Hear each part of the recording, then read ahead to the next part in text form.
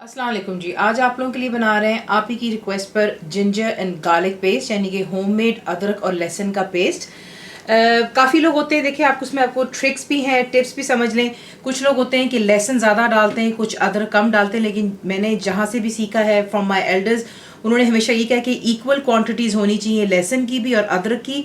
तो यहाँ पर मैंने छील करके रखा हुआ है गार्लिक यानी कि लहसुन, जिंजर यानी कि अदरक छिलका उतार लिया हुआ है। बीच में जाएगा इसमें सॉल्ट, और इसको प्रिजर्व करने के लिए मैं इस्तेमाल करती हूँ यहाँ पर ऑयल।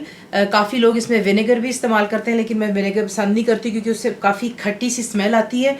क्योंकि हम इसको प्रिजर्व कर रहे हैं। Oil is perfect. हल्दी भी लोग इस्तेमाल करते हैं, वो आपकी अपनी चॉइस पर है, बिल्कुल थोड़ी सी डलती है। आपको दिखाते हैं कि इसको हमने बनाना चाहिएगा। यहाँ पर एक ग्राइंडिंग जग, उसमें आप पहले अपना अदरक डाल लें। यहाँ पर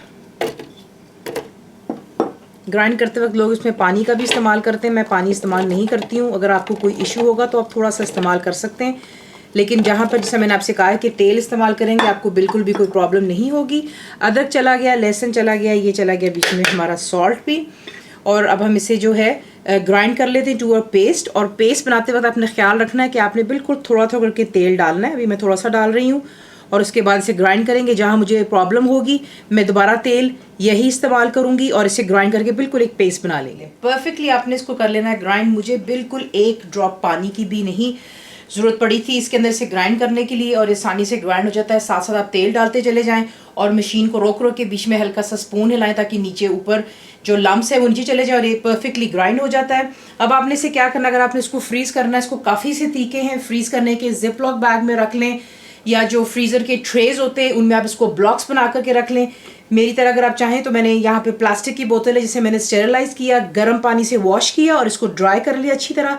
ऊपर मैंने लगा लिया एक स्टिकर, जस्ट आपको याद रखने के लिए कि जिंजर गार्लिक पेस्ट है। अब इसे अच्छी तरह पहले मिक्स कर लें ताकि जिंजर गार्लिक जो है इसमें अच्छी तरह मिक्सअप हो जाए, और इस बॉटल में इसको डाल करके हम फ्रीज़ कर लेते हैं। ये रहा आपका homemade ginger and garlic paste. छोटी छोटी इसकी बातें जो आपने याद रखनी कि जब भी आप इसको इस्तेमाल करें बीच में गीला या गंदा चमचा नहीं इस्तेमाल करना। ये ख़राब नहीं होता है, आप इसको फ्रीज़ कर सकते हैं, मैंने आपको बता दिया। फ्रिज में रख लें, आसानी से आप इसको इस्तेमाल कर सकते हैं तकरीबन 1 से 2 माह के लिए। प्रिजर्व होने के लिए बीच में हमने नमक और तेल का इस्तेमाल किया है। इसमें यह है कि ना ही इसका रंग चेंज होगा, वरना आप अगर लेमन या विनेगर इस्तेमाल करते हैं तो इसका रंग हल्का सा हरा सा हो जाता है। इंशाल्लाह ये ख़राब नहीं होता, ज़रूर ट्राई कीजिएगा। फुल रेसिपी के लिए आप जाएंगे मेरी वेबसाइट विच इज़ cookWithFaiza.net पर। ज़रूर बनाइए। तो आपको कैसा लगा दुआओं में याद रखें। Thank you for watching the video.